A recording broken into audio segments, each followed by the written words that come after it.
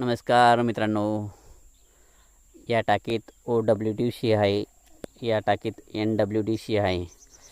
या आपल्या शेतात मक्याला सोडण्यासाठी दर 10 दिवसांनी मी मक्याला सोडत असतो. कारण OWDCचा असा फायदा आहे, मी एका क्षेत्रात आपल्या शेतीत सोडलं होतं. गांडूळ जास्त प्रमाणात वाढतात, जमीन भुसभुशीत होते आणि उत्पन्नातही वाढ येतो आणि शेत कडक वगैरे म्हणजे असा कडकपणा शेतीत मातीत नसतो. जसे युरिया पोटॅश जास्त प्रमाणात सोडले तर जमीन कडक होते. नांगरटी करायला, रोटा मारायला, रोटावेटर करायला खूप एक कडक जातं. त्यासाठी आपल्या शेतात OWDC, NWDC असं सेंद्रिय खत वगैरे जास्त प्रमाणात सोडलं तर जमीन भुसभुशीत होते.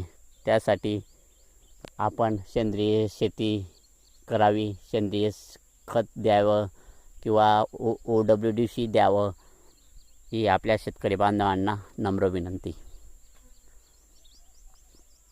मित्रांनो, आपण पाहत आहात OWDC आणि NWDC. NWDC आणि OWDC मध्ये दिसण्यात कुठलाही फरक वगैरे नाही, दिसण्यात सेम आहेत. कुठलाही प्रकारे दिसण्यात काही फरक वगैरे काही नाही. हा कलर गुळानुसार बदलत असतो. गुळाचा कलर जसा असेल तसा OWDC किंवा NWDC बनत असतं. त्यासाठी कलर वगैरे काही मॅटर करत नाही. गुळावर हा OWDCचा NWDCचा कलर बदलत असतो.